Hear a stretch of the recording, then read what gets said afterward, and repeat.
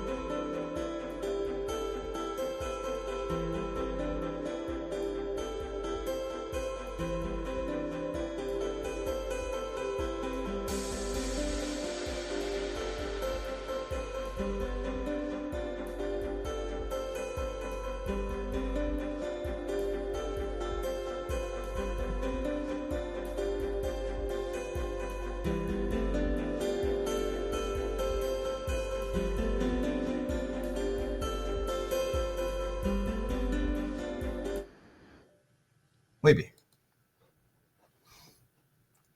De nuevo, darles una cordial bienvenida a todas las personas que nos están siguiendo en la plataforma de Facebook. Y sabemos que se nos van a seguir uniendo más y más personas. Un gusto compartir por acá en el segundo simposio de Historia de la Música de la Universidad Libre de Costa Rica. Hoy vamos a tener una noche muy especial, llena de ponencias sumamente innovadoras, sumamente interesantes, de los estudiantes de enseñanza de la música, específicamente de la licenciatura.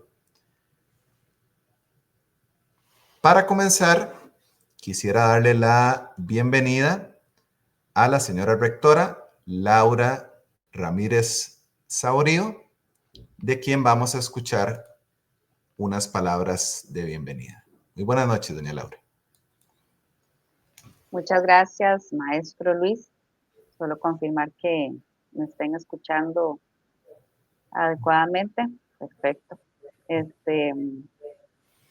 Bueno, maestro Luis y maestro Roy, muchas gracias por esta invitación. Me siento muy honrada de participar en un simposio donde están los estudiantes de licenciatura de enseñanza de la música y a la vez agradezco al maestro Alonso Torres, que será una de las personas que también nos acompañe en este evento.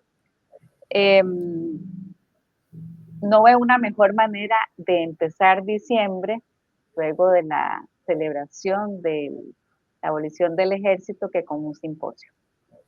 Roy sabe que yo soy una gran apasionada del tema de enseñanza de la música, porque pues ustedes se dedican a esto profesionalmente, pero en general todo lo que tenga que ver con la música y todo aquello que como humanidad nos acerque a otros lenguajes, me parece de las cosas más maravillosas que tiene la evolución humana. Entonces, primero, maestro, felicitarle por esta iniciativa de tener este simposio en vivo, que además me parece una gran oportunidad que quede grabado, porque son de las evidencias fundamentales para los estudiantes que llegan a este momento. Agradecerle a los estudiantes que con toda la formalidad los veo que se han acercado a este evento, donde en 7 minutos, según he escuchado usted, maestro, van a tener que hacer su exposición. A don Roy, porque es un director comprometido y amante de su trabajo. No veo una mejor manera de hacer parte que uno ame su trabajo y que lo haga porque le gusta, y que nosotros que nos dedicamos a la universidad, eh, pues entendemos que esa es la manera en que le podemos aportar a la sociedad para ser mejores humanos y para tener una mejor sociedad, que en general estamos tan necesitados de eso. Quisiera además, maestro Luis, decir los nombres de cada uno de los estudiantes, porque no siempre se puede, y desde la rectoría a mí me parece que es muy importante reconocer que vamos a tener a Fabiana, que vamos a tener a Walter, que vamos a tener a Bernal, que vamos a tener a Sebastián, a Rolando, a Marvin y a Luis Andrés. Y no sé si usted va a referirse al doctor Alonso, pero sí, pues me di a la tarea un poquitito de saber quién era el maestro que nos acompañaba. Y pues bueno, tiene una trayectoria muy interesante, y creo que para los estudiantes aprovechen que tienen no solo al doctor Luis, sino al doctor Alonso, que los va a escuchar y que sé que además les va a hacer una muy buena realimentación sobre lo que ustedes van a desarrollar.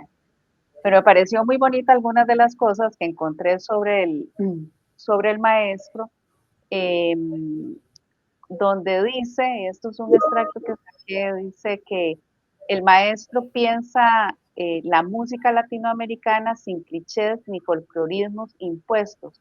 Considera que muchas veces se etiquetan tradiciones que no se viven como cotidianas, ¿verdad? Y hace como esa alusión de, por ejemplo, los sonidos del Caribe, marimas o ritmos caribeños, como algo folclórico, clásico o festivo, en lugar de integrarlos como parte del día a día musical. Bueno, es una cita que por ahí me encontré y me pareció de una enorme pertinencia, porque efectivamente parece que siempre tenemos sesgos, y yo creo que uno siempre anda con sesgos y prejuicios en la vida, ¿verdad? Y eso debería ser, me llamó poderosamente la atención. Este, y bueno, es un guitarrista, y entiendo también que su papá ha sido un músico también. Entonces me encanta que esté con nosotros, y es por supuesto un académico que se ha formado aquí, que se ha formado además en Europa, y yo personalmente quiero agradecerle, maestro, que usted esté hoy acompañándonos en este simposio, y al doctor Luis Segura por haberlo invitado a este evento. De manera, estudiantes, que sé que lo van a hacer muy bien. Vamos a aprender, yo voy a aprender porque yo no soy música, pero soy una apasionada, eh, más como ese tipo de personas que aprecia muchos tipos de música. Eh, y gracias, profesor, por organizarlo, por darle realce de lo que se merecen este tipo de actividades académicas. Y creo fundamental para los estudiantes este tipo de exposición, que lo hagamos a través de las redes, creo que es una manera también de formar. Entonces, muchas gracias. El doctor sabe y don Roy sabe cuánto disfruto yo las actividades que hace la Escuela de Enseñanza de la Música. Entonces, muchas gracias y muchos éxitos. Muchas gracias, señora rectora, por tan bonitas palabras y haberse dado la tarea también de empaparse de nuestra labor de hoy. Vamos a darle ahora un espacio a nuestro director de la carrera de Enseñanza de la Música, quien también va a dar unas palabras de bienvenida. ¿Me escucha, maestro Luis? Sí, señor. Muy bien, buenas noches. Yo a Allen lo conozco, lo veo casi todos los días allá en la UCR también, igual como veo a Fabiana, ¿verdad? No, bienvenido, maestro Allen Torres. Sé perfectamente de su trabajo y de primera mano. Le informé a la señora rectora quién era usted. Ya vio usted que ella también averiguó por su lado. Venimos saliendo de otra actividad que teníamos también por acá, y entonces hoy hemos estado haciendo bastantes cosas por aquí. Esta es la segunda vez que estamos con el maestro Luis, muy deseosos de escuchar todas las ponencias, así que vamos a ver, que será también muy exitoso, igual que fue la vez pasada, la última vez que se hizo este simposio, que fue muy, muy, muy productivo. Buenas noches. Saludos, maestro Allen. Saludos, Roy. Saludos, Laura. Muy buenas noches. Muchísimas gracias. Bueno, yo me siento súper bien recibido. Creo que hace un recibimiento muy cálido y me siento muy honrado también por la invitación, que le agradezco a Luis. Excelente. Vamos a proceder a hacer un pequeño reconocimiento. Cuando hicimos el primer simposio, se lo dedicamos a la musicóloga, la doctora Susan Campos, que también ha hecho un aporte invaluable a la investigación musical. Y para esta ocasión decidimos hacer un homenaje al doctor Alonso Torres Matarrita. Aquí estoy mostrando en pantalla un bonito certificado que emitió la Ulicori para agradecer al doctor Alonso. Leo textualmente: agradecimiento al doctor Alonso Torres Matarrita por su invaluable aporte a la composición e investigación histórica musical desde áreas tan diversas como la tecnología musical y el calipso. Y es que en efecto, como bien mencionaba la señora rectora, el maestro Alonso tiene una trayectoria pues bastante impresionante. Él es guitarrista, graduado de las carreras de composición, de enseñanza de la música y de guitarra en la Universidad de Costa Rica. También obtuvo una maestría en medios digitales por la Universidad de Oporto, en Portugal, y un doctorado en música con énfasis en composición por la Universidad de Aveiro. El doctor Alonso ha podido gestionar una muy amplia cantidad de investigaciones alrededor de la programación en la composición, el uso de tecnologías, la teoría postonal y por supuesto que una propuesta de recreación del calipso limonense. Ha sido 3 veces ganador del premio ACAM y bueno, estamos muy honrados de tenerlo por acá. Vamos a darle ahora sí la palabra al doctor Alonso, quien a la vez nos va a brindar una ponencia inaugural, un discurso inaugural para arrancar con ese simposio y después comenzar con nuestros estudiantes de enseñanza de la música. La palabra es suya, doctor Alonso. Bueno, muchísimas gracias. Les quiero reiterar el agradecimiento por el reconocimiento también. Me emociona mucho, me hace muy feliz y es, como decía la señora rectora, una muy bonita manera de comenzar diciembre, ¿verdad? Entonces, de ahí, si gustan, podemos comenzar con la ponencia, con las ideas que quiero compartir el día de hoy con ustedes. ¿Cómo hacemos, Luis, para ir pasando la presentación? O... Ya mismo te la comparto. Vamos a ver. Ahí está.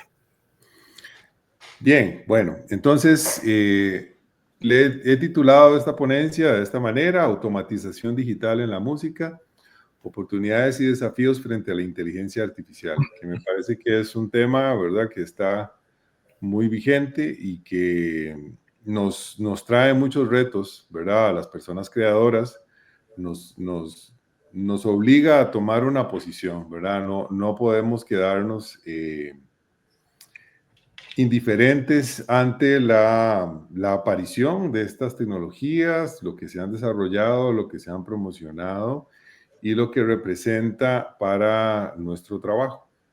¿Podemos pasar, por favor, a la siguiente? ¿O lo paso yo, Luis? Ah, bueno, ok, perfecto. Cualquiera de las dos podemos, sí. Muy bien. Las tecnologías en la música,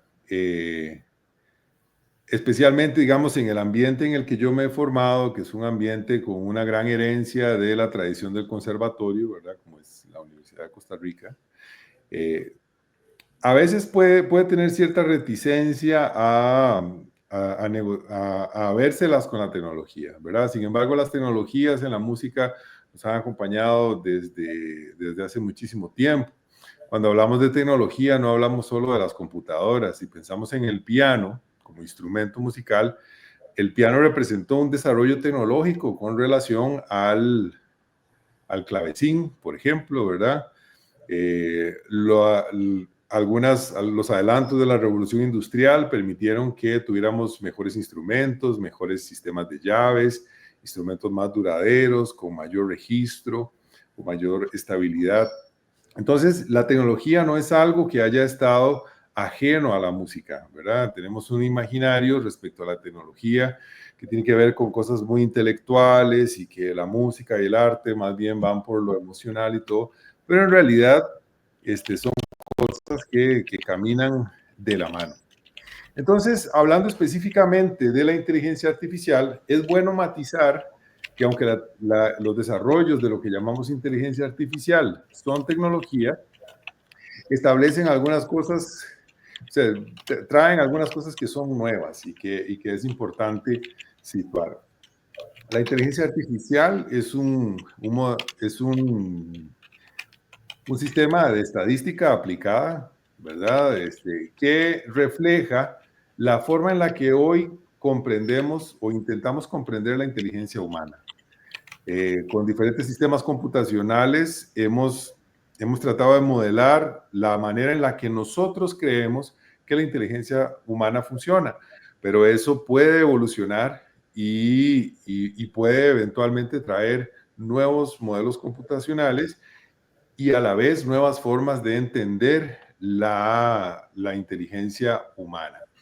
¿Qué trae nuevo la inteligencia artificial? Tenemos que pensar la inteligencia artificial dentro de los procesos de automatización que vienen con la revolución industrial. Es como al punto máximo que hemos llegado en cuanto a procesos de automatización, y ahí es donde la inteligencia artificial nos plantea quizás una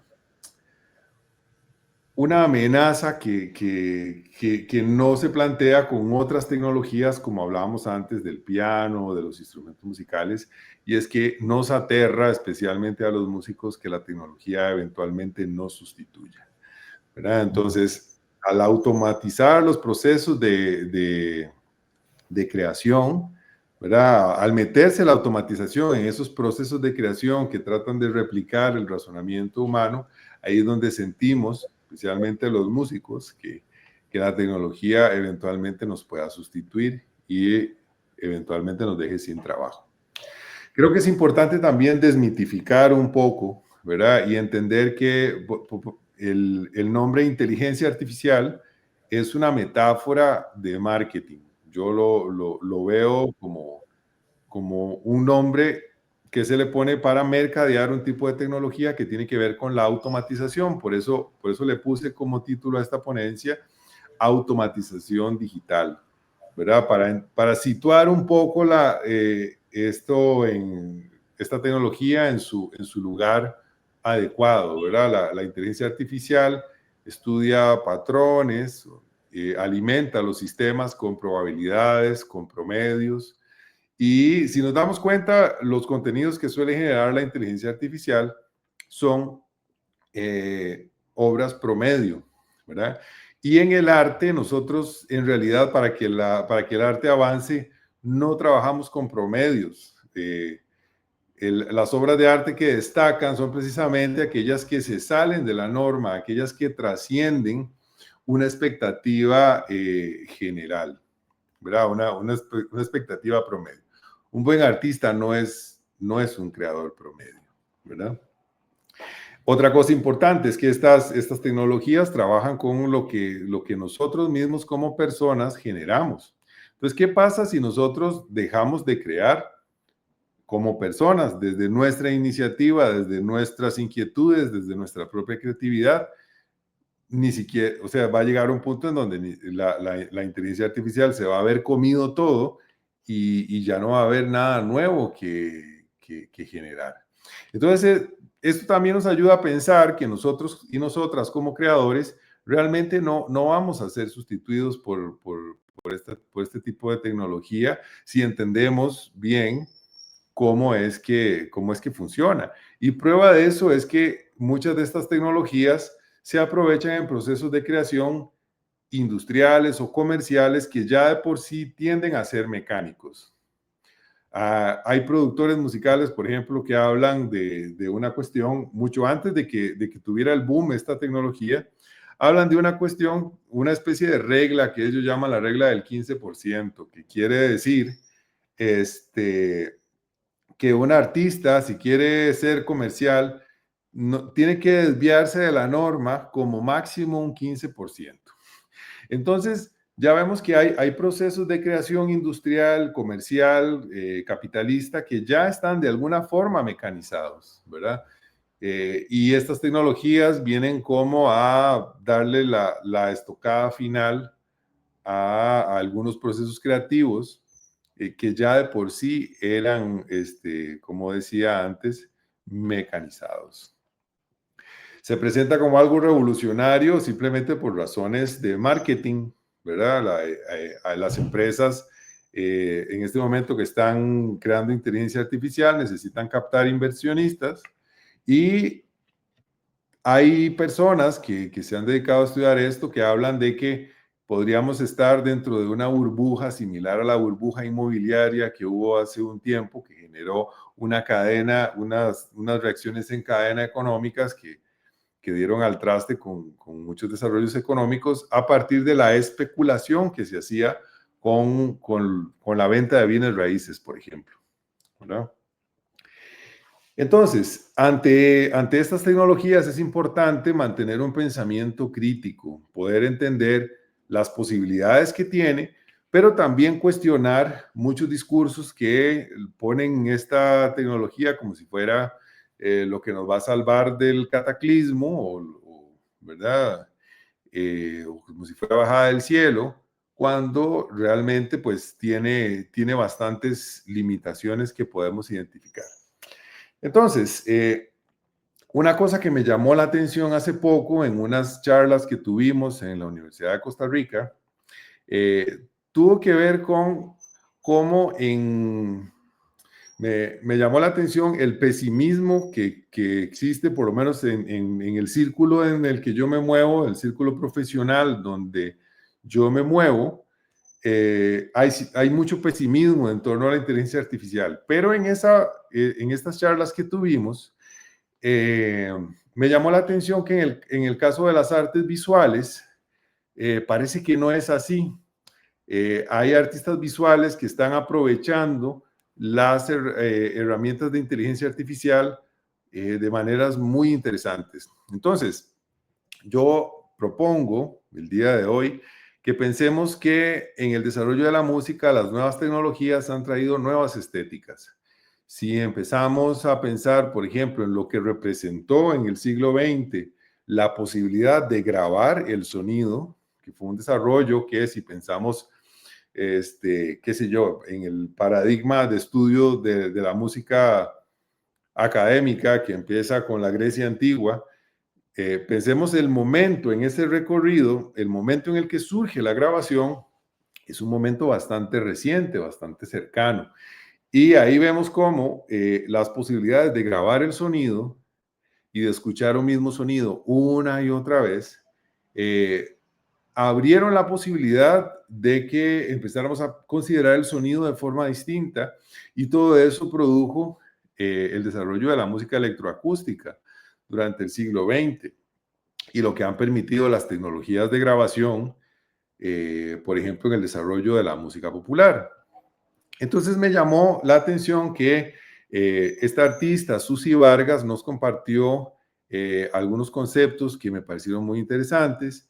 Por un lado, una diferenciación entre lo que ella llamaba la mera música y la mera fotografía como algo distinto a la obra de arte, pensando entonces que la mera música, la mera fotografía, son procesos técnicos. Entonces ya decía, si yo le tomo una foto a un gato con mi celular y lo paso por un filtro, eso es mera fotografía. Así es como ella lo pensaba. Y es muy distinto hacer una obra de arte que tiene todo un concepto, que tiene toda una propuesta, que viene a desafiar lo que está establecido, ¿verdad? Y entonces, a partir de ahí, nos mostraba el caso de un artista costarricense que no es el único que hace este tipo de cosas, pero que por ser costarricense me llamó mucho la atención, que es Matías Sauter. No sé, Luis, si tenemos posibilidad de compartir yo pantalla un momentito para mostrar algo del trabajo de Matías. ¿Se podrá? Claro que sí. Voy a quitar la presentación Uh-huh. y ahí le das compartir pantalla. Excelente, muchas gracias. Vamos a ver. Entonces le doy en presentar o, perdón, es que esta plataforma no la había usado antes, entonces estoy aprendiendo. ¿Estás abriendo qué tipo de documento? Es para hacerlo aquí en una pestaña del explorador de Internet. Ajá, entonces dale compartir pantalla y ahí seleccionar la ventana. Okay. Ah, ya, perdón, ok. Uh-huh.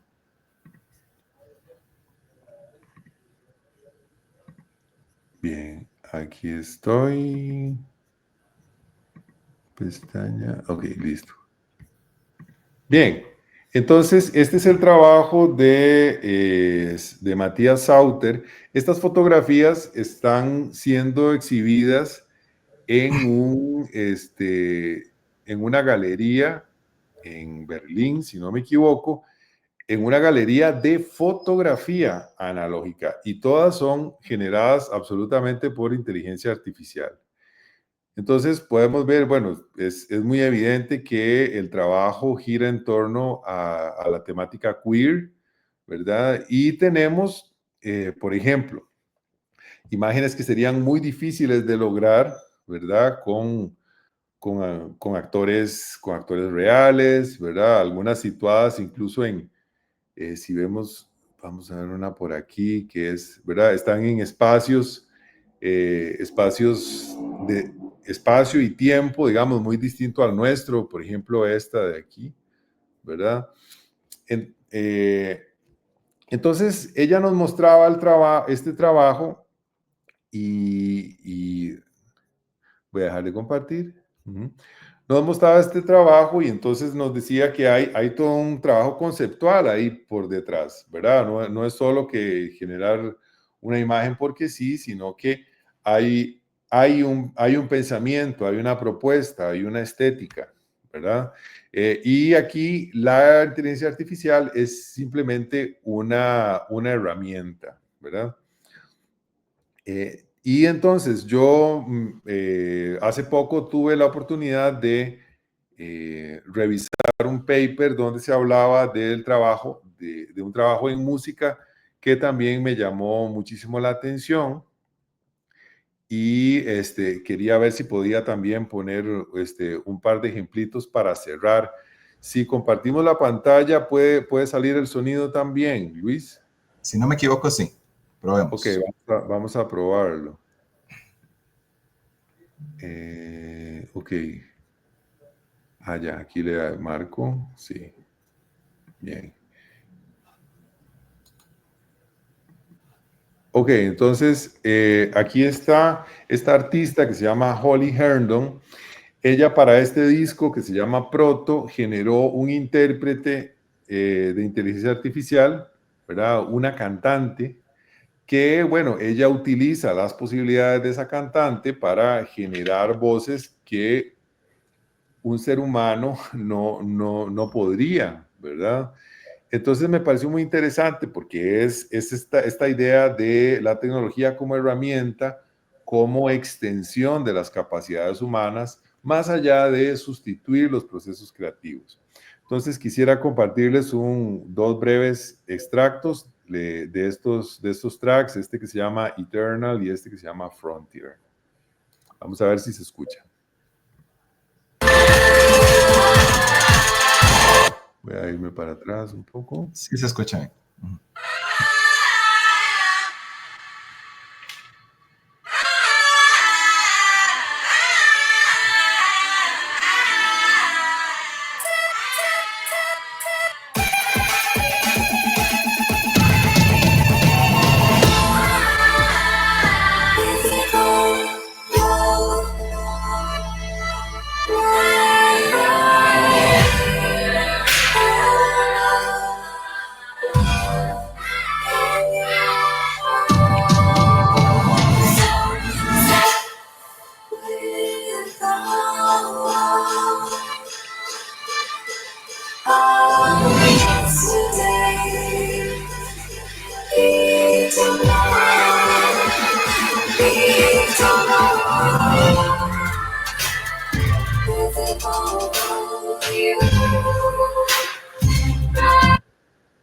Un pedacito del otro para ser breve.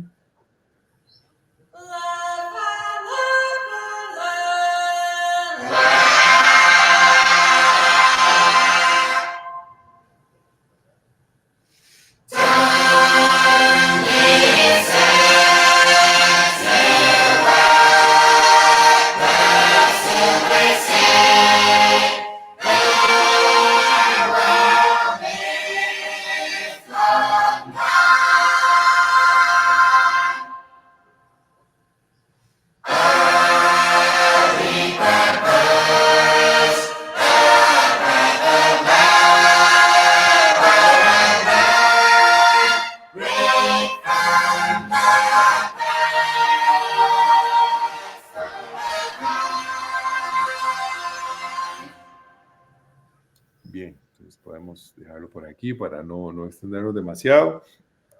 Entonces, sí, ¿verdad? La propuesta aquí es, digamos, ir más allá del burumbum mercadotécnico de la inteligencia artificial, comprender a profundidad cómo es que funciona y aprovecharlo de formas creativas, de formas razonadas, de forma crítica y usarlo como herramienta para expandir nuestra creatividad. Bien, entonces eso era lo que les quería compartir.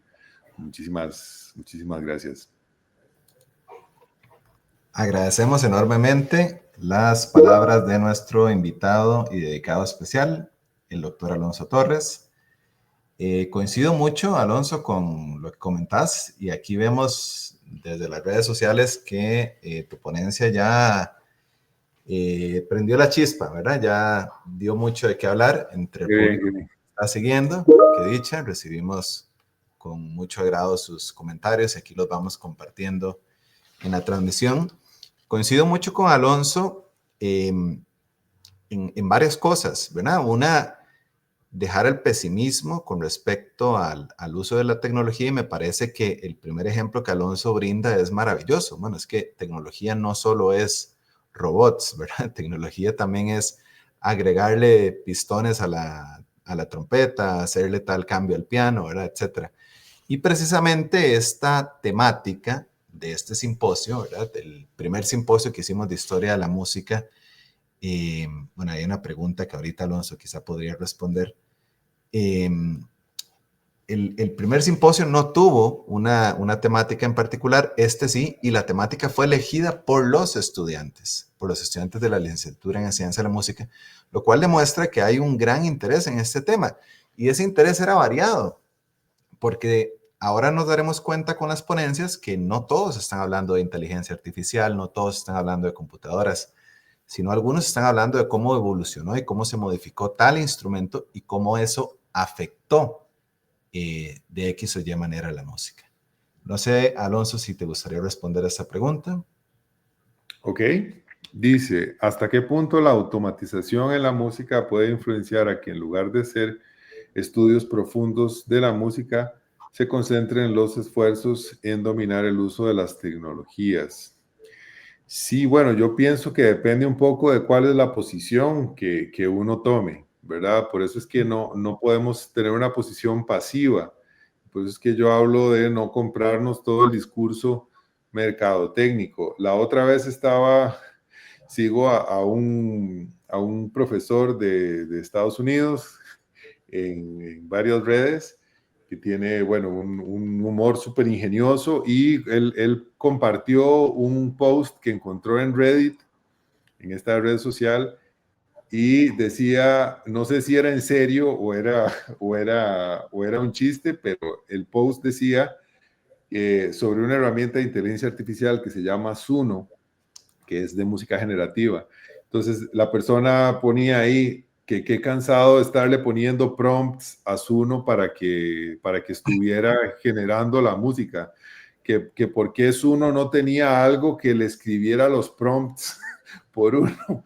Entonces era una cosa como que, bueno, ya no quieren ni escribir los prompts, ¿cómo es, verdad?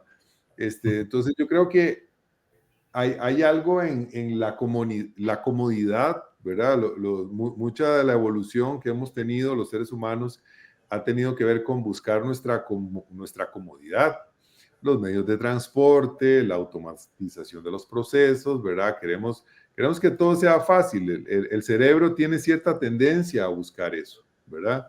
Pero también tenemos que poder desafiarnos nosotros mismos de vez en cuando para tener una experiencia humana más viva, más presente, ¿verdad? Entonces, sí, podría ser que un exceso de automatización nos lleve a pensar en reflexiones que tengan que ver con cómo aprovechar esa automatización, pero creo que es muy importante llevar también en paralelo una reflexión profunda y una conexión fuerte con la experiencia humana.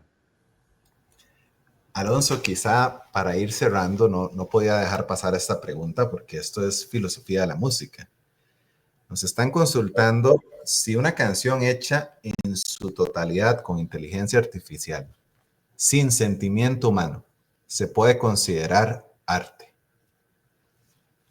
Bueno, es que ahí lo que es más difícil ahí es empezar por definir qué es el arte, ¿verdad? Que es una discusión filosófica que no está resuelta todavía, ¿verdad? Por ejemplo, yo escuché hace poco algunas posiciones filosóficas del materialismo español de Gustavo Bueno, que dicen que no existe el arte, ¿verdad? Que el arte es un mito, ¿verdad? Y no sé, bueno. Entonces, por ahí es difícil, ¿verdad? Pero bueno, tratando de conectar con lo que estaba planteando la pregunta, habría que ver si una canción hecha con inteligencia artificial va a remitir a productos humanos, ¿verdad? Los sistemas de inteligencia artificial lo que hacen es que leen un banco de canciones, hacen unos cálculos probabilísticos de qué evento, qué palabra sigue después de otra, y quién sabe cuántas cosas más, porque bueno, cuando yo estudié la maestría en Porto, estaba por explotar el fenómeno de la IA. Entonces a mí me tocó ver los papers y los tipos de estudios que dieron origen a esto. Y yo me quedé en esa parte, ¿verdad? En la parte probabilística y la parte estadística. Me imagino que habrá otros parámetros y otras variables que ya los sistemas van integrando. Pero inclusive aunque una persona no sepa nada o no tenga, o más bien, no tenga experiencia en la creación de música y acude a una inteligencia artificial para que le genere una canción para expresar algo que está buscando expresar o para usarlo en un comercial o así, esa persona va a escuchar esa obra y va a decir, esta me gusta o esta no. Y ahí ya hay un criterio humano, ¿verdad? Y de selección de qué es lo que funciona y qué es lo que no funciona. Entonces, aunque la inteligencia artificial lo generara, entre comillas, sin sentimiento humano, va a haber una persona humana probablemente que va a establecer un juicio si eso vale la pena presentarlo o no, ¿verdad? Entonces, yo diría que es difícil pensar que un producto de la inteligencia artificial presentado como obra de arte por una persona que considera que eso puede ser digno de ser escuchado, no sea arte. Me explico, o sea, porque siempre el criterio de la persona, si a esa persona le movió o le impresionó lo que se generó con esa herramienta, podría tener potencial de ser arte, ¿verdad? Pensemos en las fotografías de Sauter que estábamos viendo ahora, que me parecen súper artísticas, ¿verdad? Tienen todo este concepto de jugar con esos elementos masculinos tradicionales, poniéndolos en una situación queer, y ahí hay ¿verdad? Todo un reto metafórico, todo un desafío, ¿verdad? Entonces, yo creo que va a ser difícil que algo que se presente como obra de arte con un criterio de una persona que lo determinó con ese potencial, aunque esté generado por inteligencia artificial, podría ser una obra de arte. Excelente.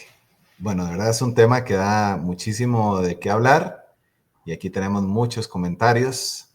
Agradecemos enormemente al público tan interesado en esta temática. De nuevo, agradecer de enorme manera los aportes del doctor Alonso Torres, una ponencia maravillosa que nos despierta un montón de preguntas, nos genera otras respuestas y estoy seguro que va a dejar pues su huella en nuestra comunidad universitaria. Muy bien, vamos a pasar entonces ahora a las ponencias de nuestros queridos y queridas estudiantes de la licenciatura en enseñanza de la música.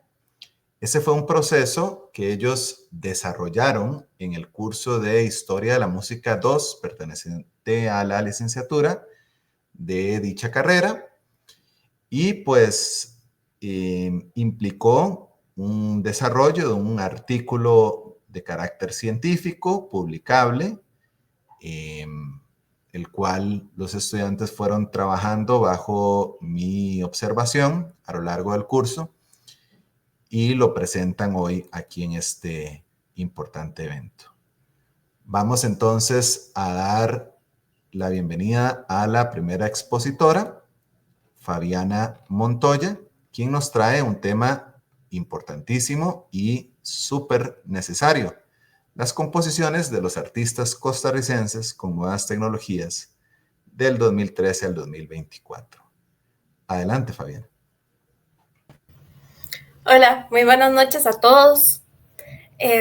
Bueno, este trabajo fue muy importante para mí, ya que quería entender las nuevas composiciones, especialmente todas aquellas que están hechas con alguna inteligencia. Entonces, bueno, quisiera decir que las tecnologías a partir del 2013 al 2024 empezaron a tener mucho auge en el país, ya que empezó a acelerarse la tecnología. Y bueno, el propósito de mi trabajo fue poder describir cómo la tecnología no solo ha ayudado institucionalmente, sino académica y culturalmente. Entonces, quisiera decir que, bueno, el crecimiento de la tecnología no ha sido un tema aislado, ha venido desde muchísimo tiempo atrás y bueno, el Ministerio de Cultura y Juventud ha sido uno de los que ha ayudado más para que estos compositores puedan empezar a crear con tecnología. También, por su parte, el Museo de Arte y Diseño Contemporáneo fue convertido en un espacio en donde se pudieron ofrecer y dar visibilidad a obras de muchos compositores. También quisiera decir que las universidades, tanto la de Costa Rica como la Universidad Nacional,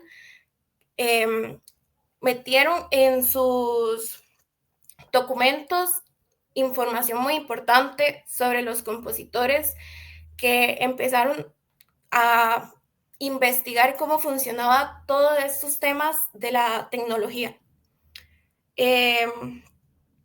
Uno de los compositores que me gustaría hablar es del doctor Alonso Torres, que bueno, como ya lo dijeron, ha sido para la tecnología musical, ha hecho muchas investigaciones muy importantes y también para el calipso. También otro doctor, Otto Castro, que es un referente a este tema de la inteligencia. Con respecto a la obra Rito de Pasaje, que es una obra musical electroacústica. La maestra Susan Campos Fonseca, que no solo es compositora, sino que también es musicóloga, ha creado un espacio súper visible para poder centrarse en todos estos temas. Y ella, conforme ha pasado el tiempo, ha analizado ciertas obras muy interesantes de compositores nacionales. También está el compositor Marvin Camacho, quien ha hecho vínculos sobre la cultura indígena de nuestro país y la tecnología. Ha sido muy importante ya que se enfoca en lo electroacústico y confirma de que sí hay un interés particular en la composición por las personas en crear nuevas tecnologías. Y bueno, ese ha sido mi proyecto. Acá están las referencias bibliográficas de donde pude agarrar toda la información. Espero que les haya gustado.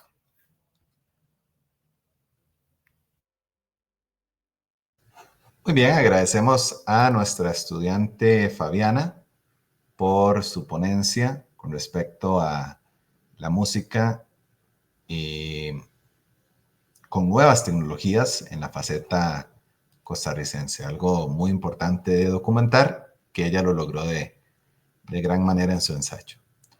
Vamos a continuar ahora con la ponencia de nuestro estudiante Bernal Alexander Solano Granados.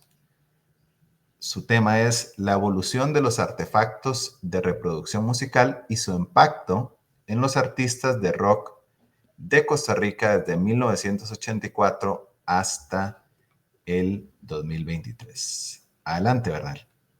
Muchas gracias. Nada más un par de segundos para poner mi cronómetro.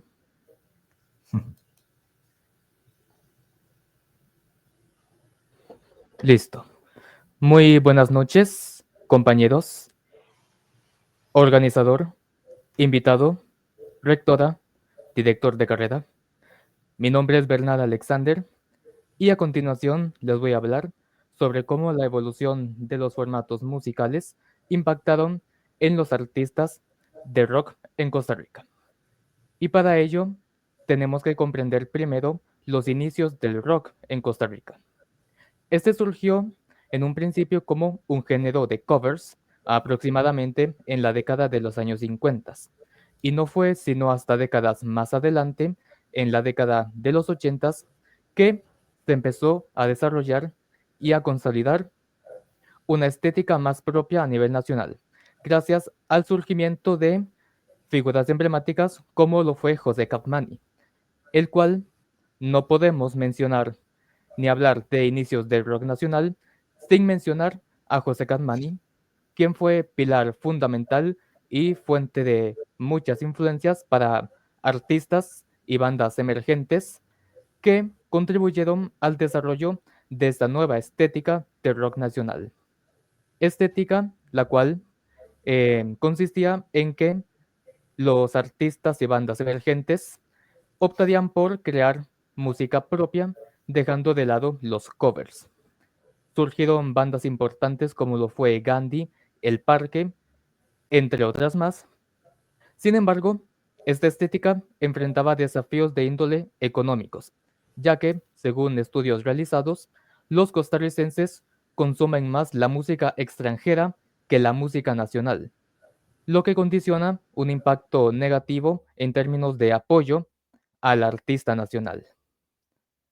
A continuación, les voy a hablar de algunos de los formatos que acompañaron al rock nacional durante todos estos años, comenzando con los discos de vinilo. Estos fueron acompañando al rock durante su etapa primitiva y su transición hacia los cassettes ocurriría aproximadamente al mismo tiempo que eh, el rock empezaba a desarrollar su propia identidad. Siguiendo con los cassettes, estos fueron altamente bien recibidos por parte de la audiencia debido a ciertas características particulares.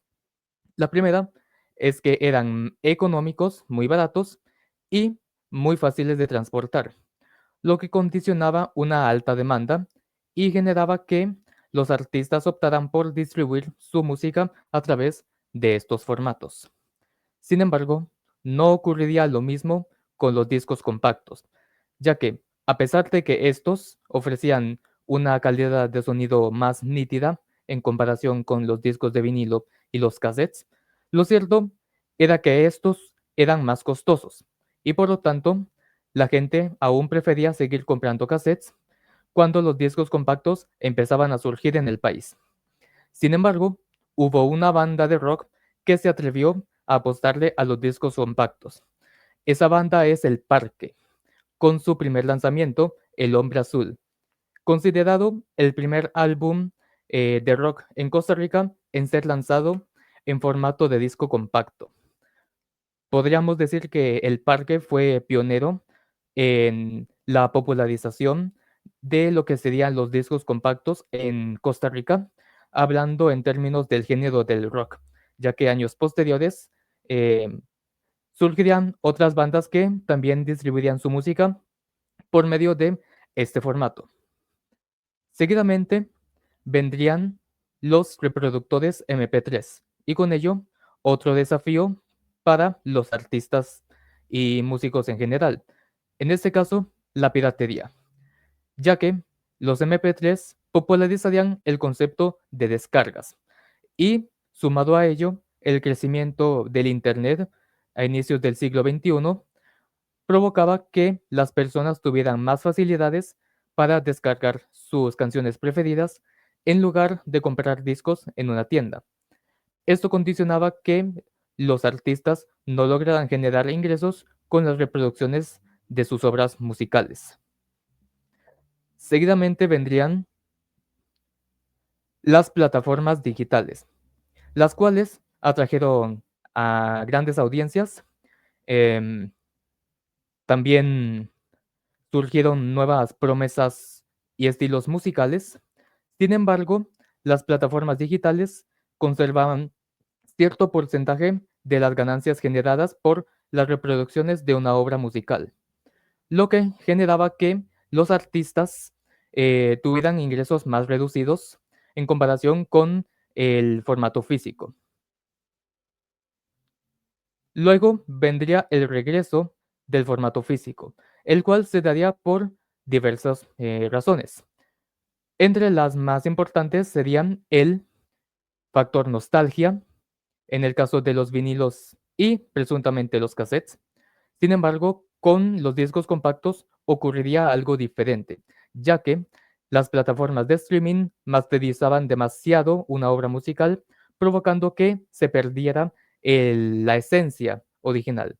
Eso provocaba que muchas personas que escuchaban música en plataformas digitales decidieran optar por regresar a los discos compactos, ya que tanto estos como las plataformas digitales son los formatos que ofrecen la calidad de sonido nítida que tanto les gusta a las personas que suelen consumir la música digital. Y bueno, estas serían las referencias con las que me basé para investigar este tema. Y bueno, creo que esto sería todo. Así que muchísimas gracias y espero que hayan disfrutado de esta bonita presentación. No sé si, profesor, quieres que agregue algo más o... No, agradecemos muchísimo, Bernal, por tu ponencia, por exponer con tanta solvencia y seguridad una temática también muy importante, muy interesante. Nos siguen llegando muchos comentarios, tanto sobre el tema de Bernal, que ahora compartí algunos, como sobre la IA, que de verdad es algo que genera muchísimo interés y muchísima discusión. Entonces agradecemos a todas las personas que están comentando. Quisiera hacer una mención especial a nuestro estudiante Walter Matarrita Viales. Él lamentablemente, por un imprevisto último momento, no pudo formar parte del simposio. Sin embargo, él presentó un ensayo de los más destacados que me ha tocado revisar desde que imparto este curso de Historia de la Música, que se tituló Cuando el algoritmo sueña con sonidos, la inteligencia artificial como nuevo compositor del año 2000 al 2024. De verdad fue un tema muy, muy interesante, una lástima que no lo pudiera presentar, pero le enviamos también nuestro agradecimiento por esta importante investigación. Vamos a continuar ahora con nuestro estudiante Sebastián Antonio Jiménez Díaz. Sebastián va a traernos también una importante ponencia que se titula El avance de la escritura musical desde la notación manuscrita y la imprenta del siglo XV hasta los medios digitales del 2024. Adelante, Sebastián. Bueno, muy buenas noches a todos los maestros aquí presentes, Luis, Don Roy, Alonso, la señora rectora, un gusto saludarle. Igualmente a los compañeros y a los que nos están viendo desde los hogares. Aquí está, mi ensayo se titula El avance de la escritura musical desde la notación manuscrita y la imprenta del siglo XV hasta los medios digitales del 2024. Como bien se sabe, la escritura musical ha sido un eje fundamental en la formación de los músicos a lo largo de la historia, pues no solo permite conservar el conocimiento, sino que también posibilita su transición entre generaciones. En este sentido, se reconoce también que la notación ha funcionado como una fuente entre la práctica y el pensamiento musical, ¿cierto? Según esto, se sustenta mediante la cita que aparece en pantalla. Leo textualmente, según Bourset, 2015. No obstante, ya mucho antes de la existencia de los conservatorios, el conocimiento de la escritura musical imponía como parte de la formación de los músicos. Página 11. A partir de este punto de la historia, el ensayo se enfocó en comprender cómo la escritura musical ha evolucionado desde sus métodos manuales hasta los entornos digitales actuales, como lo han mencionado anteriormente los compañeros y el doctor Alonso. En este recorrido se pudo evidenciar no solo cambios tecnológicos, sino también en las transformaciones pedagógicas que influyen cómo los estudiantes aprenden, leen y producen música. Así, la notación se revela como un sistema vivo que se adapta a las necesidades educativas y tecnológicas de cada época. En la siguiente parte tenemos tecnologías que afinan, lo titulé. La modernización de la escritura musical no puede comprenderse sin analizar el papel de las tecnologías emergentes, las cuales las posibilidades de creación nos han sido de ayuda para la facilitación de la enseñanza inclusive. Este planteamiento se refuerza según la cita, leo textualmente. Según Castrillón 2005, los descubrimientos sobre la inteligencia artificial y las redes de información planetaria nos colocan ante un nuevo mundo tan sorprendente como lo fue el de la escritura frente al mundo oral. Ya con esta cita, los descubrimientos, ¿verdad? Esto evidencia que la digitalización no solo moderniza, sino que también redefine, muy importante, cómo se concibe y cómo se produce la música. Asimismo, también a su vez, los avances en software musical han transformado la práctica compositiva, facilitando tareas que antes requerían largas horas de trabajo manual. Gracias a esto, tomado y sustentado siempre bajo la cita Carvajal 2012, tomando en consideración los comentarios de composición musical usando algoritmos genéticos, se puede concluir que el algoritmo satisface las técnicas de escritura musical y se obtiene un ahorro de tiempo considerable al producir una obra musical. Gracias a esto, pasamos a la siguiente parte de mi ensayo, que la titulé Entre clics y compases. El ensayo permitió evidenciar que la digitalización de la escritura musical no representa una ruptura con la tradición, muy importante, sino una continuidad evolutiva, como lo han estado hablando los diferentes compañeros, que amplía las formas de emprender, crear y representar la música. Las herramientas digitales, a su vez también, fortalecen la comprensión estructural y facilitan que los estudiantes se acerquen a la notación de manera más dinámica y accesible. Así, la escritura musical demuestra ser un sistema adaptable que sigue respondiendo a las necesidades de cada época.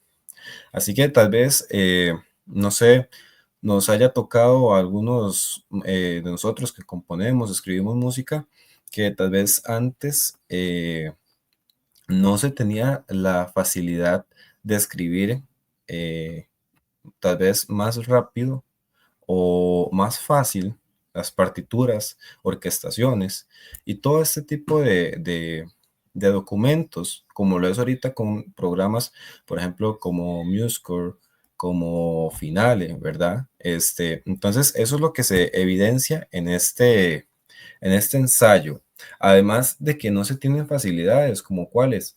Bueno, se puede tener la facilidad de que tal vez antes escribíamos las partituras a mano y hasta que un músico o nosotros mismos las ejecutábamos, no sabíamos cómo sonaba, o tal vez nos dábamos una idea, pero no tan certera. Ahora en el mismo software podemos darle play y lo que nosotros escribimos es lo que reproduce. Entonces, de ahí también las ventajas sobre cómo se puede utilizar esa parte para la enseñanza de la música. Además, también en el ensayo se identificó que los procesos tecnológicos han ampliado la interacción del estudiante de cómo compone la música, ¿verdad? Frente a la escritura, ¿verdad? Ya que permite ensayar, corregir y visualizar los resultados. También se observó que la digitalización abre nuevas posibilidades, ¿verdad?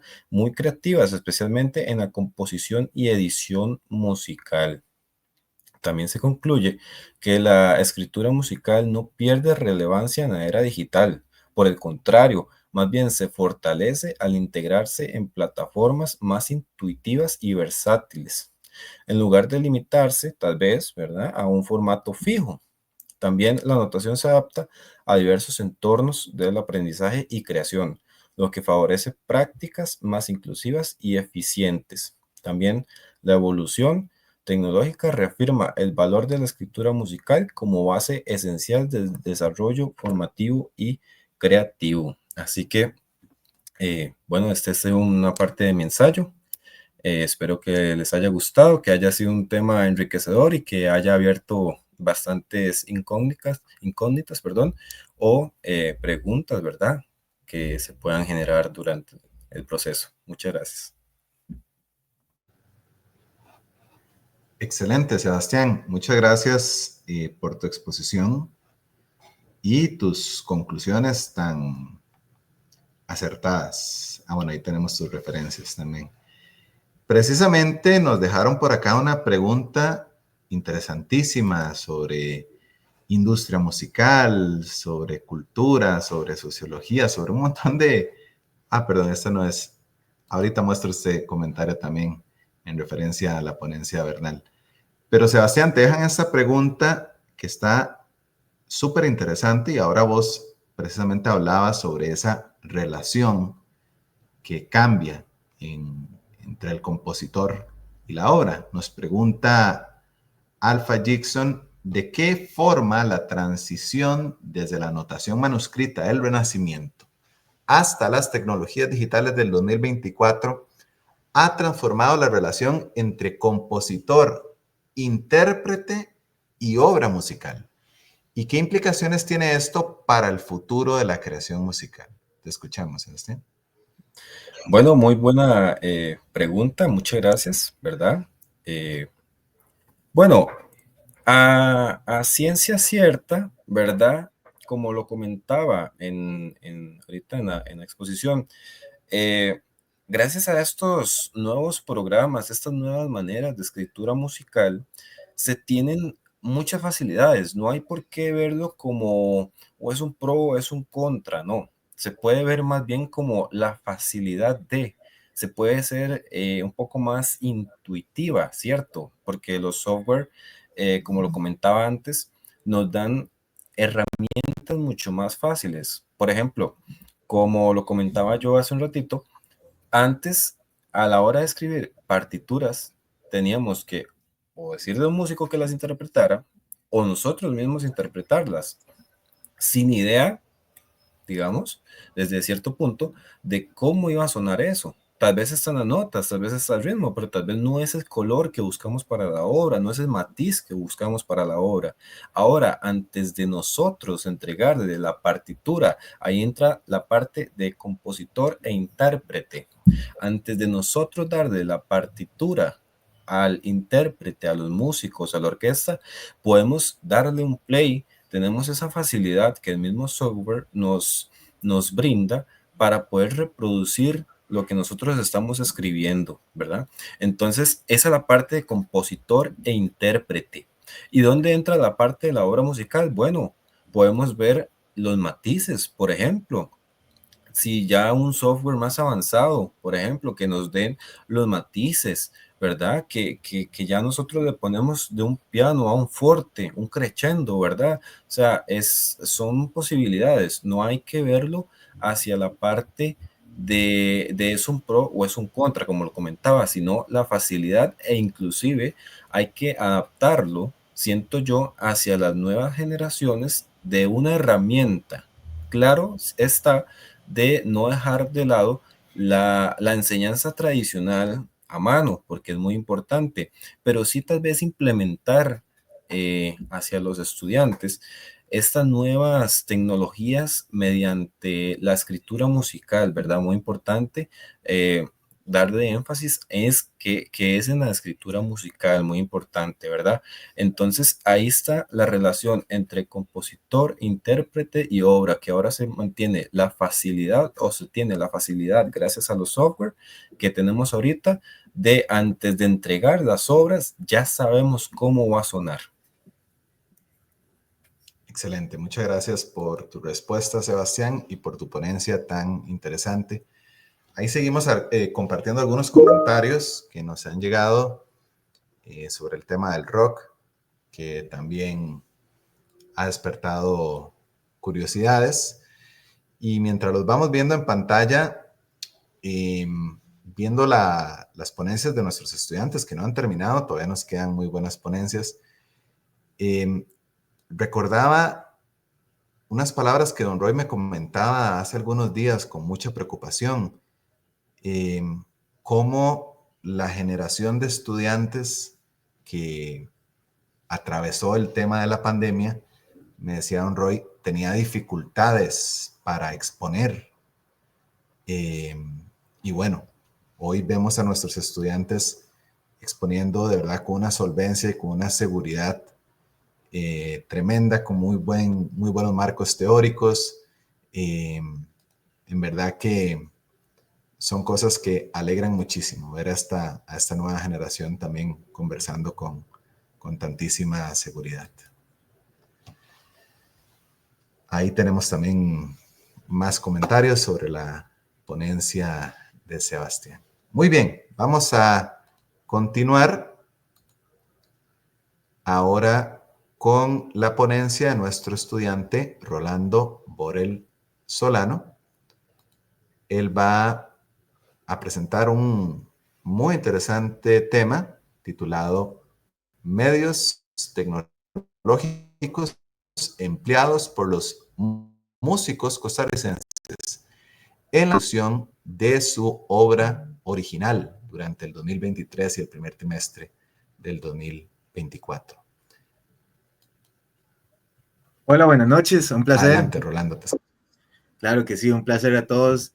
Gracias por estar por acá, a los que están conectados en redes, los que nos están viendo en vivo, los que nos van a ver próximamente. También a la rectora, al director de carrera, Roy, y al máster, doctor y profesor, de hecho, que tuve de guitarra clásica en la UCR en algún momento.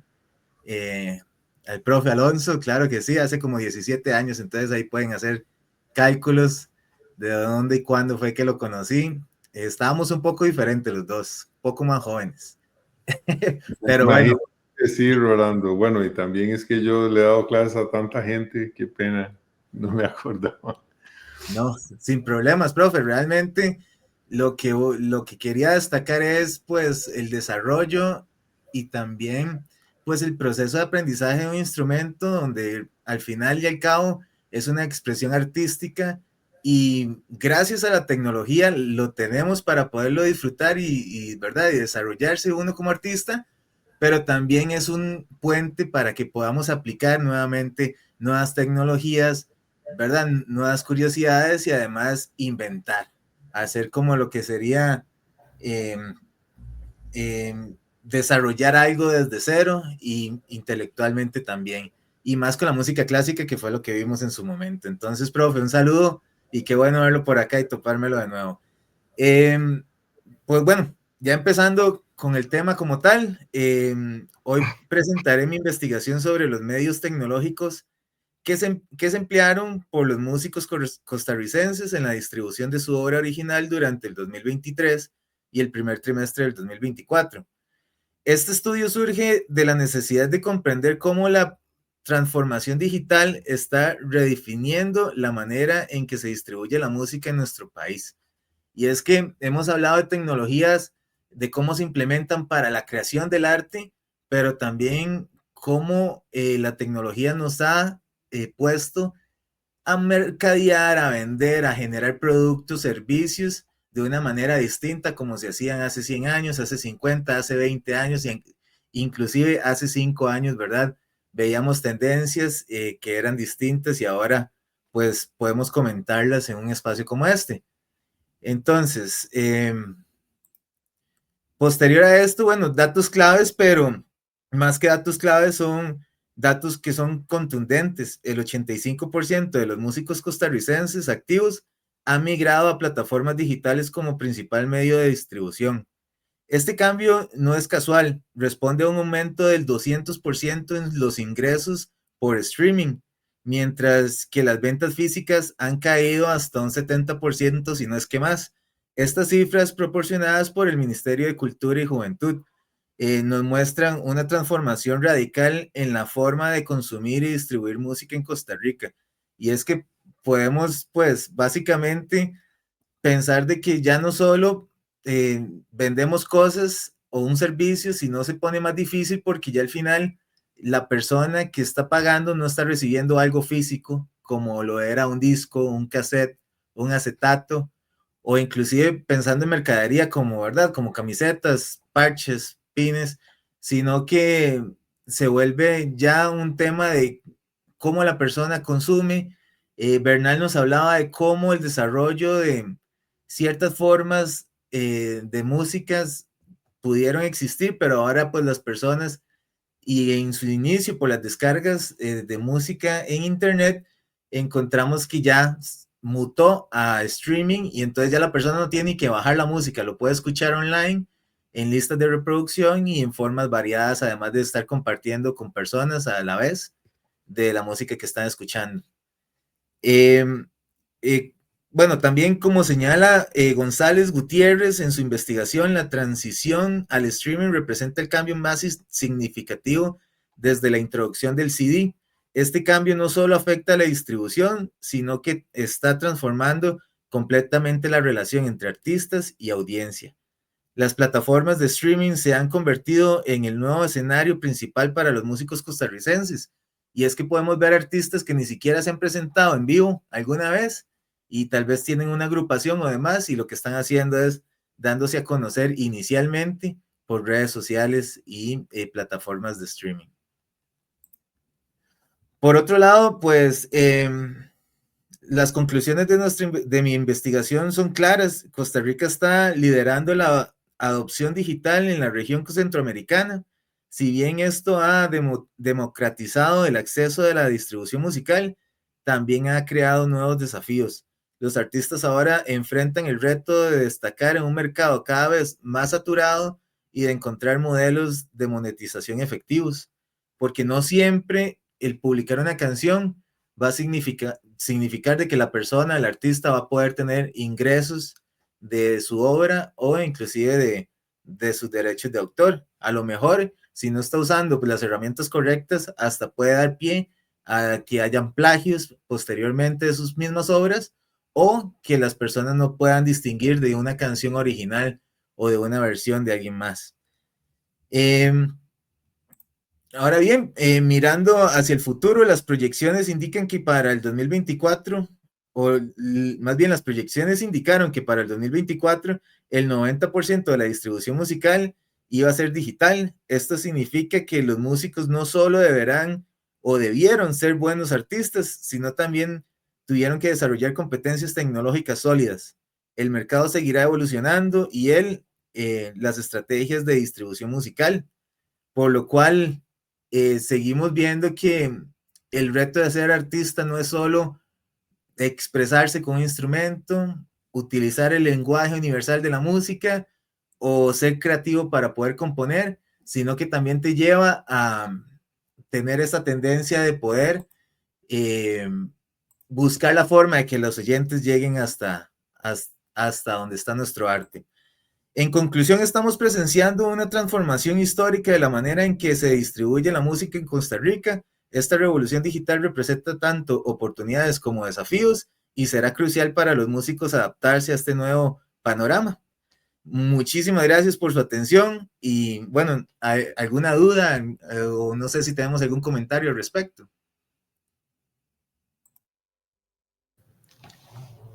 Excelente, Rolando. Interesantísimo tema, con datos sólidos. De verdad que es otra investigación muy necesaria, que estemos haciendo historia viva, ¿verdad? Como siempre les digo.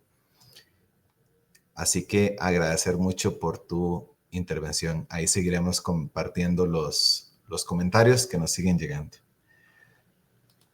Muy bien, vamos a continuar con la penúltima ponencia, la cual está a cargo de Marvin Calderón Ramírez y se titula El impacto de la guitarra eléctrica en la transformación de la música popular y el rock. No sin antes de darle la palabra a Marvin, aquí algunos comentarios finales con respecto a esta muy interesante ponencia de Rolando. Agradecemos a todos por dejar sus inquietudes. De eso se trata un simposio. Me encantó que Rolando citó a su compañero Bernal, ¿verdad? Eso demuestra que estamos acá discutiendo, conversando, creando historia. Ahora sí, los dejamos con Marvin. Adelante, Marvin. No, muchas gracias, profesor, rectora, don Roy, por brindarnos estos espacios, y al doctor Alonso por participar con nosotros esta noche. Bueno, para empezar, bueno, la razón de mi trabajo es más que nada por curiosidad. Como guitarrista sí tenía esa curiosidad de por qué se generó la guitarra, quién la inventó. Y para eso vamos a iniciar visualizando el panorama musical de finales de los 20 y inicios de los 30. En estas fechas, en esta época, la música popular estaba dominada por las big bands o orquestas de jazz. En ese escenario lleno de trompetas y saxofones y baterías, es que la guitarra acústica tenía un problema muy grave, y es que era invisible al oído. Estaba relegada a un rol puramente rítmico, hablada por el volumen de la orquesta, y los guitarristas tenían que tocar muy fuerte para poder hacerse escuchar. Así naciendo entonces una necesidad técnica, que sería el volumen. Esta necesidad de hacerse oír llevó a la innovación, y aunque estos intentos por innovar, por hacerse sonar los instrumentos más, amplificarlos, ya venía desde el siglo XIX, es a principios de los 30 que la magia ocurre, y es con George Beauchamp y Adolf Rickenbacker, que crean la primera guitarra eléctrica viable, que sería la lap steel o fry pan, el sartén en español. Para años después sacar su segunda guitarra, el Electro Spanish Model B, que sería la precursora de las guitarras de cuerpo sólido. Otro inventor que tuvo relevancia en ese tiempo fue Paul Tupmak, que en el mismo año, de hecho, creó un diseño similar, pero cometió un error y no lo comercializó al pensar que no sería patentable. A finales de los 30 también se establecen dos escuelas de diseño, con Gibson encabezando las guitarras eléctricas de cuerpo hueco con su ES-150, con la que se hizo famoso, bueno, que se popularizó las guitarras eléctricas en ese entonces, y Leo Fender con las de cuerpo sólido. Él innovó con The Log, que era una guitarra súper pesada y no era muy apta para tocar. Años después ya crearía la Stratocaster, que sería el boom de la empresa. Aquí vemos ejemplos de la fry pan y la Electro Spanish Solid Guitar, y también la guitarra Gibson ES-150. Esta sería la guitarra con la que saltaría la fama al ser tocada principalmente por Charlie Christian, que fue el primer virtuoso de la guitarra eléctrica de entonces. Christian armado con la Gibsons fue quien cambió las reglas del juego, y fue gracias a la amplificación que pudo tocar melodías complejas al mismo volumen que un saxofón o una trompeta. No solo tocaba fuerte, tocaba diferente. Validó la guitarra como un instrumento solista líder, y su influencia llegó hasta genios posteriores del jazz como Wes Montgomery, quien le permitía, la guitarra le permitía tocar con técnicas que eran imposibles para una guitarra en estas agrupaciones, como poder puntuar con el pulgar, notas más suaves, y aplicar slides con matices más delicados. Y bueno, aquí una cita del mismo Charlie Christian, él también abogó por cambiar este rol y criticó mucho a los compositores y a los mismos guitarristas, como que dice, ánimo guitarristas hambrientos, practiquen solos de una sola cuerda o de cualquier otra manera y ahorren para amplificar sus instrumentos. Con él fue que se popularizó la guitarra, como está diciendo, y bueno, tuvo un cambio radical. Mientras el jazz evolucionaba, el blues también sufría sus metamorfosis. Esta sí empezó un poco más tarde, en la década de los 40, con la migración, y inició con la migración afroamericana a ciudades más ruidosas como Chicago, donde el blues acústico ya no funcionaba en los bares abarrotados. Aquí necesitaban más potencia. Y fue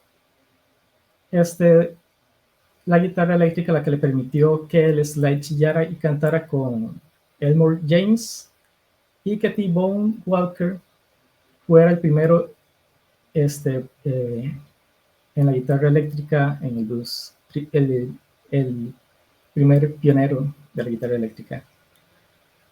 Aquí desarrollando solos de una sola cuerda basado en el fraseo de instrumentos de viento y desarrollaron el bending y el vibrato, que definieron el sonido del blues moderno. Bueno, una breve mención del country.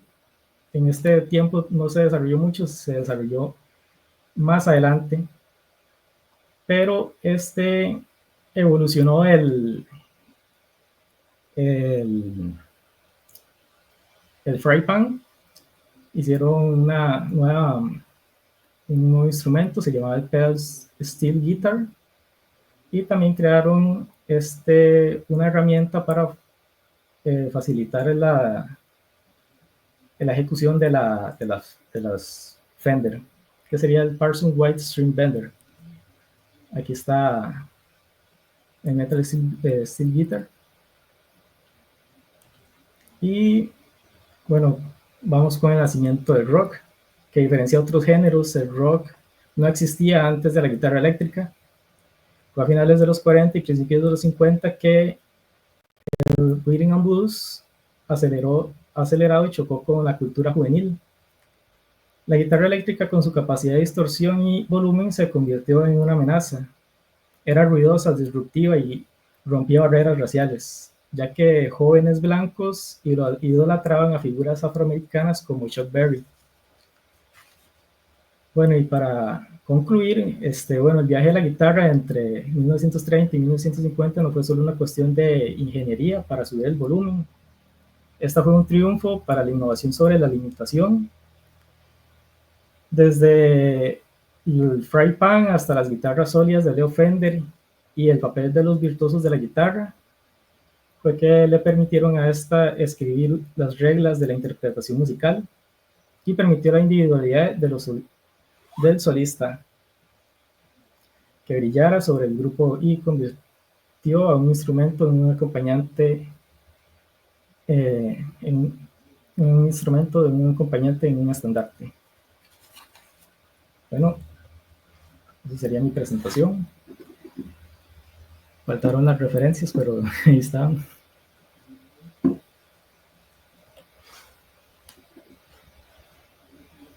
¿Alguna pregunta? No tenemos. Muy bien.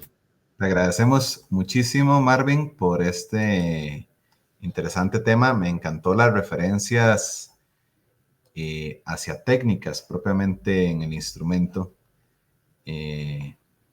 Muy oportuno para todo ese cambio estético. Se nos desconectó Marvin, ¿verdad? Justo que se nos hizo.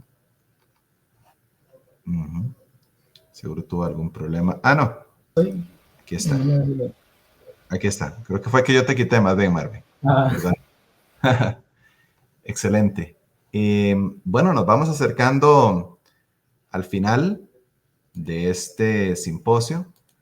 Agradecer muchísimo a todas las personas que nos han acompañado. Nos queda una última ponencia. Aquí estamos compartiendo algunos otros comentarios sobre las temáticas que se han compartido en ese simposio. Muy bien.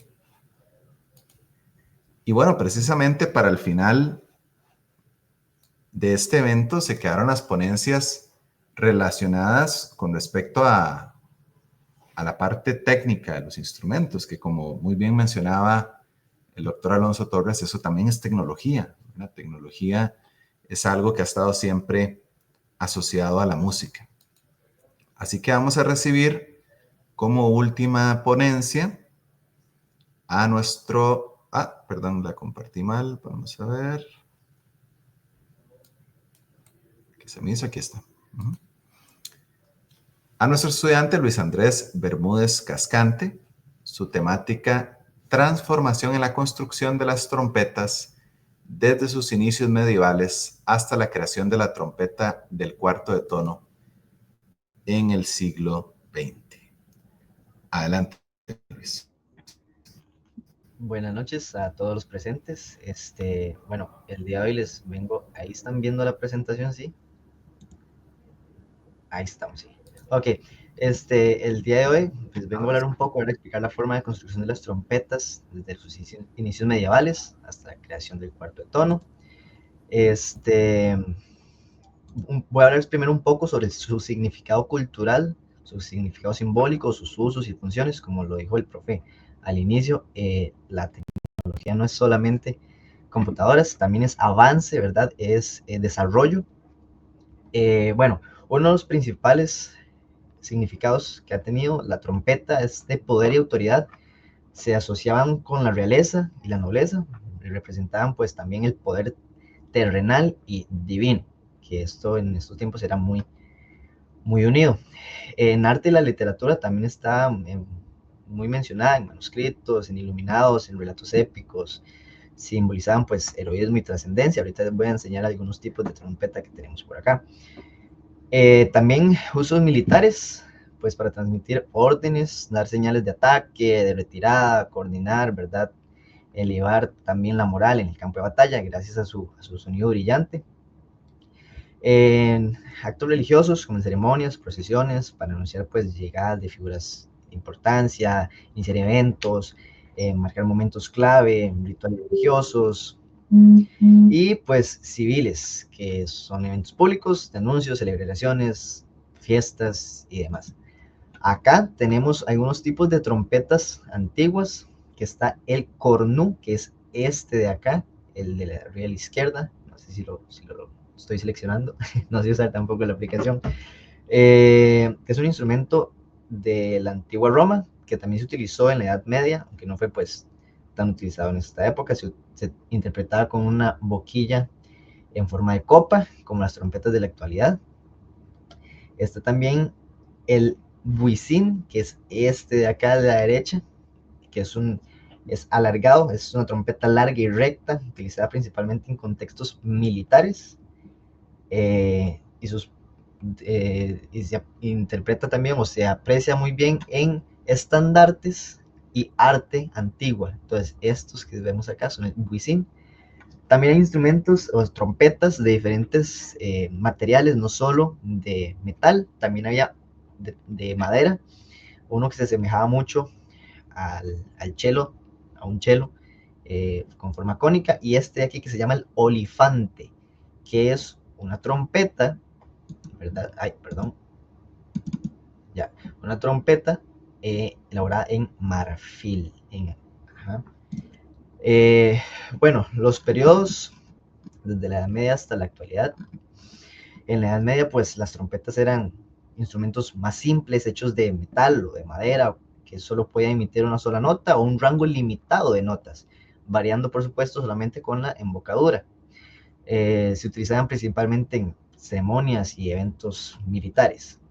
Ya en el Renacimiento, las trompetas se convierten en un instrumento más complejo. Se adhieren válvulas y otros mecanismos, incluyendo la trompeta natural y la trompeta de vara. De ahí les digo, dato curioso, trombón significa trompeta grande, entonces, o trompa grande realmente. En el periodo barroco y clásico, las trompetas se convierten pues en un instrumento más virtuoso, con la creación pues de obras maestras como las cantatas de Bach y las óperas de Handel, ¿verdad? Estos compositores brutales que conocemos, se desarrollan técnicas y estilos de interpretación más sofisticados, se les empieza a dar más el color a este instrumento. En el romanticismo, las trompetas se convierten en un instrumento más expresivo, ¿verdad? Con la creación de obras maestras como los conciertos para trompeta de Haydn y Hummel, y se introducen nuevas válvulas y el sistema de afinación. Hasta este momento no se podían afinar.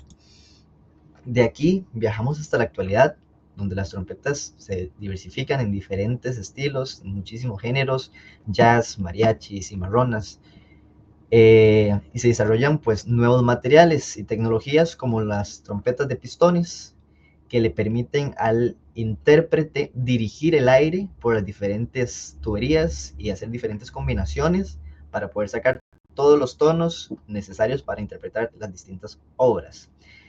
Y también para variar la afinación. Hay trompetas afinadas en la, en si bemol y en do, siendo más común la de si bemol, que pues veremos en casi todas las obras actuales. Las trompetas modernas pues están hechas de materiales como el bronce, el latón o incluso acero inoxidable. Algunas también llamadas gold brass, que están cubiertas por metales preciosos como el oro y la plata, para ayudar a la brillantez y el cuerpo del sonido. Cuentan, como les mencioné, con válvulas de afinación, saliveros y demás. Los trompetistas de hoy en día pues siguen innovando, experimentando con nuevas técnicas, estilos de interpretación, creando diferentes obras. Podemos observar a las trompetas en infinidad de obras, de todos los tipos de géneros. Y la trompeta en la actualidad, según Weindegger, aquí sí lo leo textual, la trompeta tal como la conocemos hoy en día tuvo como creador al músico alemán Heinrich Stossel, con la ayuda de Friedrich Blumel, perdón mi alemán, y dio vida pues a la versión moderna de este instrumento. La trompeta ha tenido diferentes cambios, y se ha vuelto un instrumento, desde un instrumento muy sencillo, desde un solo tono o un solo sonido, hasta gran complejidad, que es un instrumento que vino para quedarse, nos vino a ayudar a diferentes agrupaciones, son el instrumento principal de muchas obras y un acompañamiento también muy melodioso. Podemos ser escandalosos, digo podemos porque soy trompetista, pero también podemos acompañar, ¿verdad?, a diferentes obras, hacer armonías bastante buenas. Y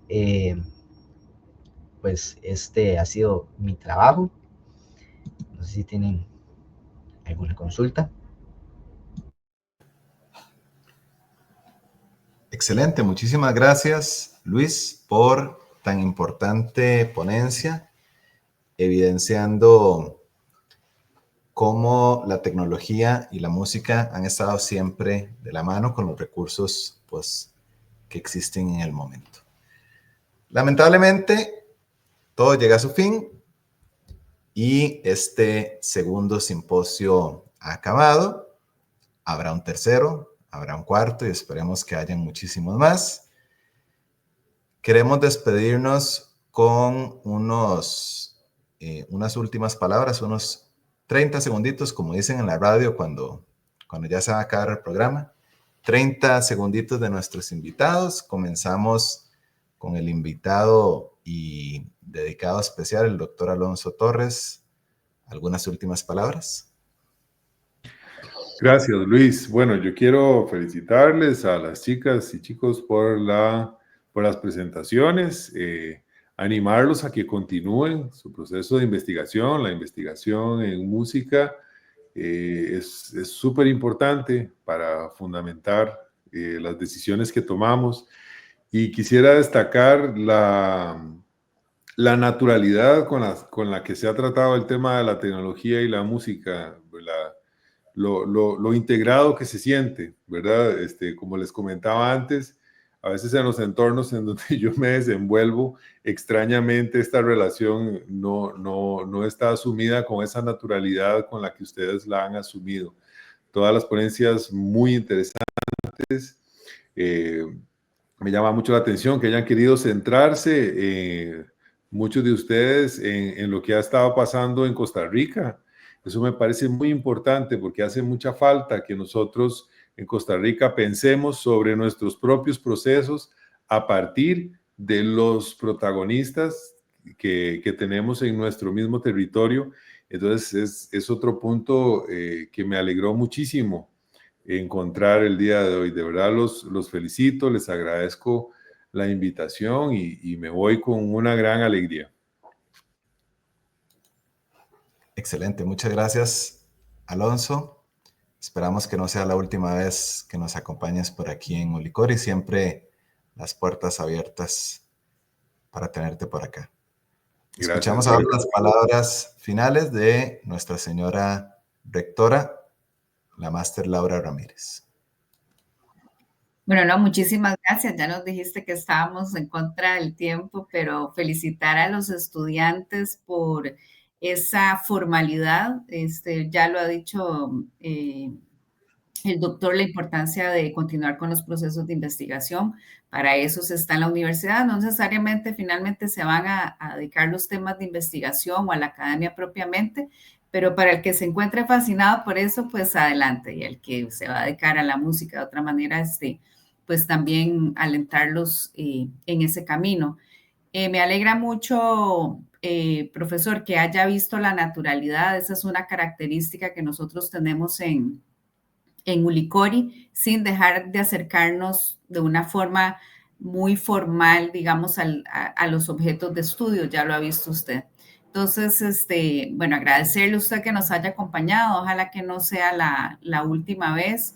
Al profesor Luis por organizar esta actividad y a los estudiantes, muchas felicidades. Esta es la manera en cómo se van presentando los trabajos de investigación y que sigan cada uno con su pasión. Al doctor Alonso Torres, ahí le puse en los mensajes que me pareció muy interesante, y la verdad es que yo no lo había visto de esa manera, como el tema de la inteligencia artificial, digamos, desde ese punto de vista mercantilista, tenemos que analizarlo también desde la academia, sin dejar efectivamente, y creo que lo han puesto estudiantes en el chat, pues no podemos pelearnos con eso, o sea, está ahí con nosotros y me parece fascinante ver cómo desde la música están analizando el tema. Entonces, bueno, yo ya vieron que me quedé de toda la exposición, de pronto apagaba la cámara, pero lo seguí escuchando, así que adelante muchachos, muchas gracias profesor, al doctor Alonso y a Roy. Ya ustedes saben que desde la rectoría estos espacios siempre serán apoyados y cuenten conmigo para cuando sea necesario. Muchas gracias. Excelente, agradecemos a la señora rectora por sus palabras y por habernos acompañado. Y escuchamos unas últimas palabras de nuestro director de carrera, el licenciado Roy Loza. Muchas gracias, maestro Luis, y muchas gracias a todos y a don Allen. Maestro Luis, nada más, la señora rectora hace bastante rato ya nos ha ordenado que estos recursos deben estar, vamos a ver, deben descargarse para mantenerlos en un banco de datos que debemos tener nosotros por acá. Entonces, para que usted pueda descargarlos y de esa manera volverlos a replicar en otro momento. Para el maestro Allen, muy agradecido porque esté aquí, pero sepa usted, maestro Allen, que ya hemos tenido nosotros en otros momentos otras charlas relacionadas precisamente con inteligencia artificial y viene usted y remata otra vez, ¿verdad? Lo cual es bastante atinado. La señora rectora tiene da fe de esto, de que le hemos dado bastante a esto. La última charla que tuvimos fue del compañero don Roberto Zárate, muy buena desde el punto de vista filosófico. Y la inteligencia artificial y desde el punto de vista filosófico. Bueno, el día de ayer tuvimos que venir a trabajar el maestro Luis y yo aquí a la universidad con defensa de tesis de un estudiante de él, una defensa de tesis muy brillante, y teníamos entonces decíamos ahí, ¿verdad? Sin pensamiento filosófico no llegamos a después a crear ciencia, a crear cosas nuevas. Siempre se necesita que alguien se pregunte las cosas para después entonces crear algo, ¿verdad? Para lo cual, ¿verdad? Será científicamente comprobado para después. El maestro Luis aquí da la historia de la música con filosofía y es por eso que salen estas cosas. El maestro Allen y yo sabemos que allá en la UCR nunca vimos estos temas en la historia de la música, pero aquí sí los ve el maestro Luis. Siempre pensamos que la historia de la música es la convencional, la que de la gente anterior, de la gente de los músicos del pasado, cuando hay mucha actualidad que ver, y por eso felicitamos al maestro Luis con ello. Muchas gracias. Muy bien. Sí, sin duda, Luis, qué bueno, qué bien. Muchas gracias. Bueno, de mi parte, primero felicitar a todos los estudiantes que son los que hicieron esto posible. Al igual que dijo el doctor Alonso Torres, instarlos a seguir haciendo investigación. Los docentes debemos investigar, los músicos debemos investigar. Eso es importantísimo, así que sigan por ese camino. Lo hicieron de gran manera. En verdad los felicito. Agradecer muchísimo a todas las autoridades que nos acompañaron hoy. Y por último, al público que estuvo tan participativo, dejando tantos comentarios de felicitación, preguntas, inquietudes. En verdad les agradecemos mucho que se hayan tomado el tiempo de haber compartido con nosotros y por supuesto que compartiremos eventualmente la grabación de este simposio para que pueda seguir siendo aprovechado por más y más personas. De nuestra parte es todo. Desearles una excelente noche. Esto fue el segundo simposio de Historia de la Música de la ULICORI con su subtema de música y tecnología. Gracias por acompañarnos. Muy buenas noches. Buenas noches.